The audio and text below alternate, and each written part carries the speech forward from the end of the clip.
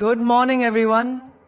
Today I want to talk about a woman with no friends, not as a symbol of weakness, nor as a subject of pity, but as a reflection of strength, resilience, and a reality many silently face. There is a common misconception in society that being alone means being lonely, especially when it comes to women.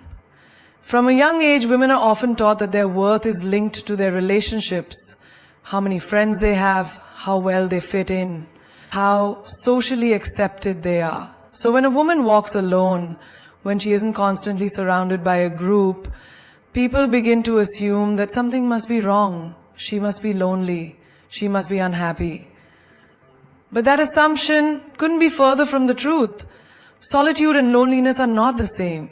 Loneliness is a feeling of being disconnected, even in a room full of people. It is the ache of not being understood, not being seen, or not being truly valued. Solitude, on the other hand, is a conscious choice, a space of calm, of reflection, of self-connection. It is the ability to sit in silence and not feel empty. It is walking through life without the constant need for validation or approval from others. A woman who embraces solitude often does so because she has learned the value of her own company. She knows that peace is not something found in the noise of others, but in the stillness within herself.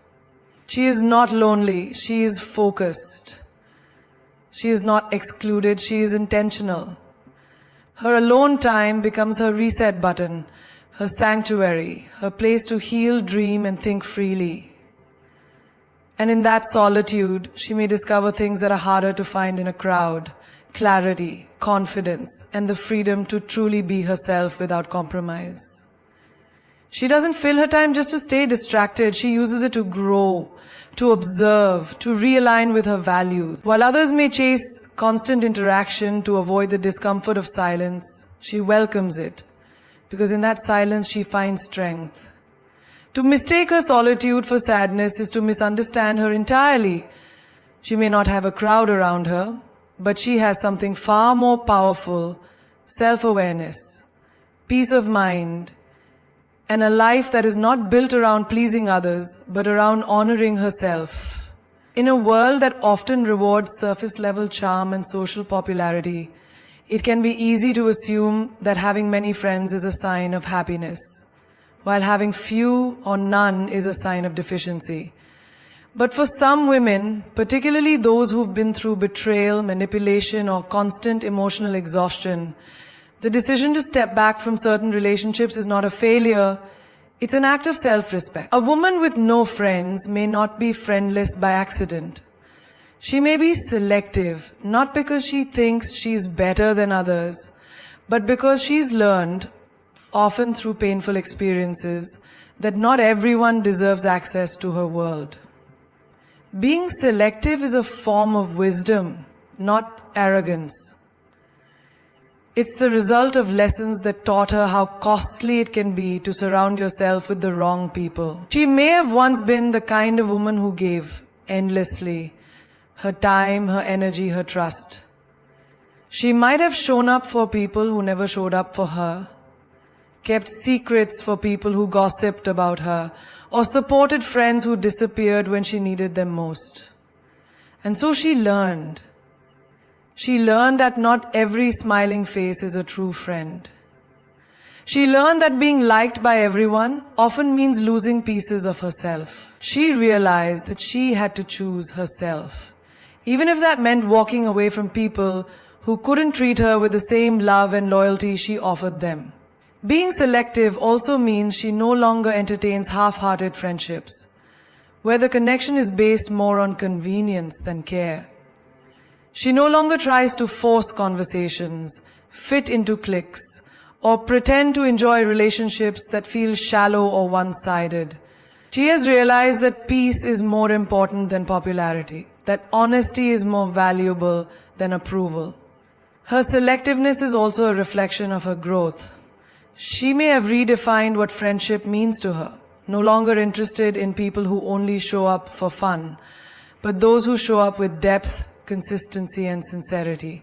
And until she finds those rare connections, she is content being alone. To many, her circle may look empty, but in truth, it's just not crowded, because she knows. It's better to walk alone with integrity than to stand in a crowd that doesn't truly see or support her. Her selectiveness is not a wall, it's a filter, a way to protect the space she's finally learned to value. Her mind, her heart, and her energy.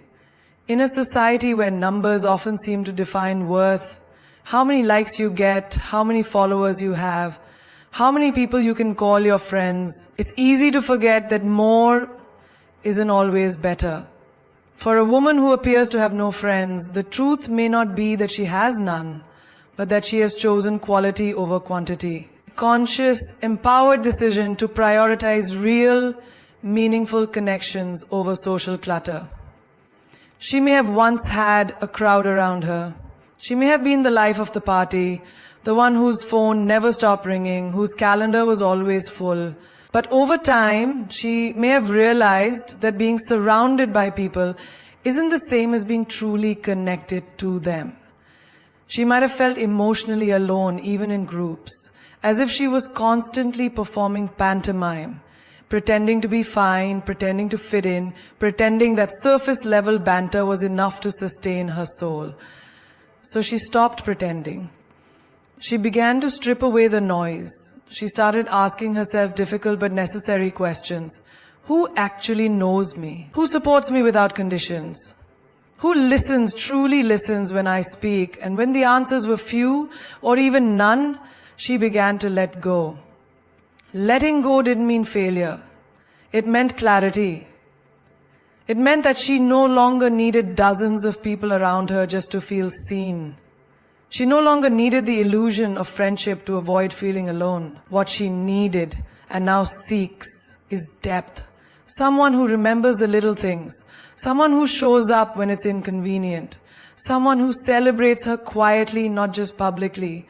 Those kinds of relationships don't come in bulk. They are rare, slow-forming, and rooted in mutual understanding. Choosing quality also means she's willing to go without for a while. She's patient enough to wait for authentic friendships rather than forcing connections just to fill a void. She understands that it's better to sit in silence with someone who gets her than laugh loudly with people who don't really care. She's not interested in being liked by everyone. She's interested in being loved by the right few. This mindset shift is powerful. It's what turns loneliness into intentional solitude. It's what transforms isolation into discernment. And it's what allows her to build a life surrounded eventually by people who matter, people who add value, and people who align with who she truly is, not who she's expected to be. Her world may be quieter now, but it's richer, because she knows something many still have to learn. That 10 shallow connections can't compare to one person who truly understands your soul. And for that kind of connection, she's willing to wait, protect her energy, and choose with care. There is a unique kind of strength that often goes unnoticed. The strength of a woman who walks alone, not because she has no other option, but because she chooses to. This strength is frequently misread, misunderstood, even misjudged. Society is quick to label her as cold, difficult, antisocial, or bitter, when in truth, she may be one of the strongest individuals you'll ever meet. Why? Because it takes immense courage to stand apart when the world pushes conformity. It takes real power to break away from the crowd and choose authenticity over acceptance. She doesn't move with the herd, not because she can't, but because she doesn't want to lose herself in it. And that choice to prioritize self-respect, peace, and truth is what many misunderstand as weakness, when it's actually resilience in its purest form. People often assume strength looks like bold speeches, big personalities, or unshakable confidence in social situations. But the woman with no friends possesses a quieter kind of strength, the kind that doesn't seek recognition or applause. Hers is the strength of self-restraint when provoked, the strength of silence when she could have spoken out in anger, the strength of detachment of walking away from places and people that no longer serve her, the strength of rebuilding herself from the inside out without needing a spotlight to prove she's doing just fine. She may have been misunderstood because she doesn't overshare. She doesn't post her pain online or wear her wounds for sympathy. She processes her emotions in private. And that alone, in a world obsessed with constant expression, can be unsettling to others. They don't know what she's thinking. They can't read her easily, so they assume she must be bitter, hard to reach, or somehow broken. But really, she's just protecting what's sacred, her energy, her story, her growth. What many fail to see is that this woman has probably weathered storms in silence. She's had to be her own source of comfort, her own motivator, her own protector. She's taught herself how to sit with grief, how to manage disappointment, how to find purpose, even in moments of complete aloneness. And still, she rises, gracefully, steadily, without needing the world to cheer her on. This is a kind of emotional independence that threatens the norms. Because a woman who doesn't seek validation, who doesn't rely on popularity to feel whole, challenges the way society measures worth. Her solitude forces others to confront their own discomfort with being alone. Her self-sufficiency disrupts the narrative that a woman's value lies in her relationships, her role as a nurturer, or her social status. But what they miss is that her strength isn't cold. It's warm, just fiercely guarded. It isn't distant. It's discerning. She's not pushing people away. She's just refusing to shrink herself to make others comfortable. Her strength doesn't scream, it whispers. It shows up in boundaries. It shows up in the quiet confidence of someone who knows they're enough, with or without company. To misunderstand her is easy. To truly see her, to respect her, requires a different lens. One that can recognize that the woman walking alone is not lost. She's just walking a path few are brave enough to take. Behind every woman who keeps her distance, who sits in the back quietly, who doesn't seem to reach out or join in, there is usually a story. Not always loud or dramatic, but deeply personal. A story of healing, a journey of rebuilding. A chapter where the lesson was this: not everyone deserves access to me. A woman with no friends isn't always avoiding people. She's often protecting herself. She's been through relationships that drained her, situations that tested her, and moments that taught her the high cost of letting just anyone too close. Somewhere along the way, she learned that being open doesn't mean being vulnerable to everyone. She learned that boundaries aren't barriers, they're shields, they're acts of self-love. Perhaps she once let everyone in. Perhaps she once said yes out of guilt, kept quiet to avoid conflict, gave too much just to be accepted. Maybe she once mistook attention for affection or company for care. And perhaps that left her feeling invisible even when surrounded by people. A strange kind of loneliness that comes not from being alone, but from not being understood while in the presence of others. So she changed. She began the slow, often painful process of healing. Not the kind that's linear or glamorous, but the kind that happens in silence. In the late nights spent reflecting, in the mornings where she forces herself to choose peace over people-pleasing, in the moments where she says no, even when it makes her seem distant. Through healing, she developed boundaries, not to push people away, but to create space for those who truly value her presence. These boundaries aren't meant to keep the world out, but to protect her from repeating patterns that once made her feel small. She no longer entertains energy that leaves her depleted. She no longer gives the benefit of the doubt when her gut says otherwise. She no longer sacrifices her well-being just to keep someone else comfortable. These boundaries come from wisdom, not bitterness. They are the result of knowing what it took to survive, what it costs to recover, and what it means to truly protect your peace. It's not that she doesn't want connection. She just refuses to compromise her healing for the sake of companionship. This kind of healing also brings clarity. She starts to see people for who they are, not who she wishes they were. She no longer chases closure from those who hurt her, because she knows closure comes from within. She's learned that silence is sometimes the best response, and walking away is sometimes the most loving thing she can do for herself. The woman with no friends may not be bitter.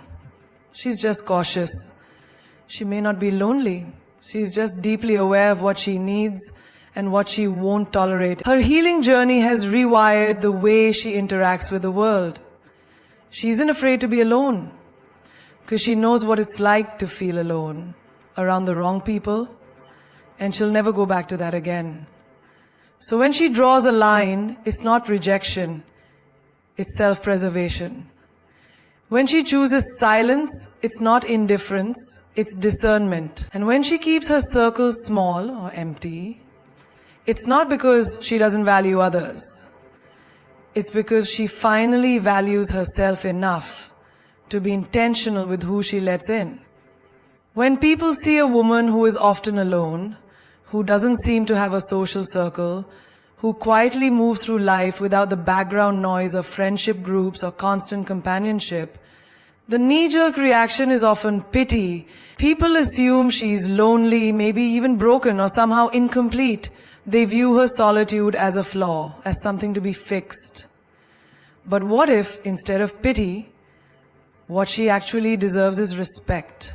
What if her life, the way she carries herself, the way she chooses herself, is not something to mourn, but something to admire? There is a quiet defiance in a woman who chooses to walk through the world without clinging to others for identity or self-worth. A kind of rebellion against a culture that defines women by their roles in relationships, as friends, lovers, supporters, caretakers. This woman defies the expectation that she must always be giving, socializing, accommodating.